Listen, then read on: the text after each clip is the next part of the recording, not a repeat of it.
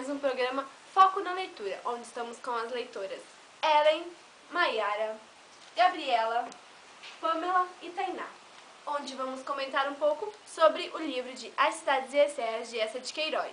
Então, Gabriela, você poderia comentar um pouco sobre quem foi Eça de Queiroz?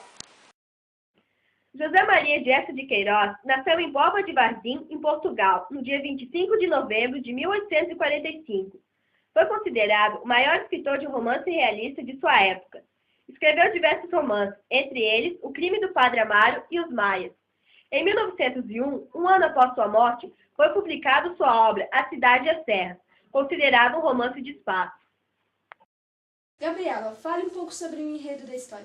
A história é narrada em primeira pessoa por José Fernandes, amigo de infância do protagonista Jacinto de Tames, um milionário português nascido em Paris, descendente de uma família agrícola rica portuguesa.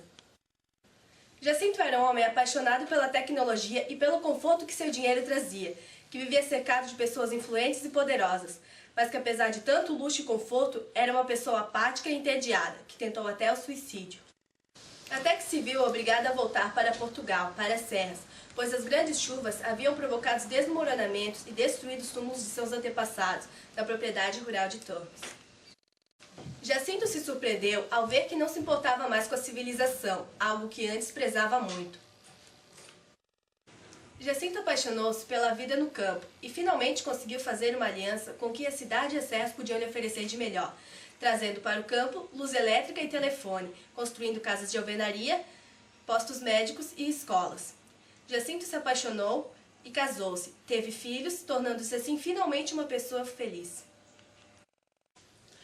Pamela, você poderia falar um pouco sobre as características psicológicas do protagonista? Jacinto nasceu numa família agrícola muito rica. Ele era inteligente, considerado um líder para todos no colégio. Não gostava das serras, pois lá não tinha conforto e tecnologia que tanto prezava. Era uma pessoa egoísta, entediada e bucólica. E as características físicas? Jacinto, ele tinha o bigode com fios sedosos, cabelos crespos, nariz fino, usava luvas de anta branca, sapatos envernizados e uma flor ao peito. E as características do antagonista? Bem, possuía dois antagonistas, a cidade e as serras. A cidade era um lugar bem agitado, onde vivia cercado de casas e prédios.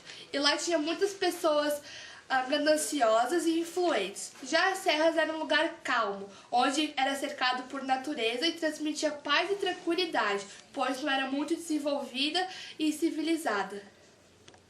Maiara, você poderia falar um pouco sobre os personagens secundários? Bom, os personagens secundários são Dom Galeão, que é o avô de Jacinto, o Nuno Velho, que é o avô de Jacinto também, a Dona Angelina, que é a avó de Jacinto, e a Terezinha, que é a mãe de Jacinto.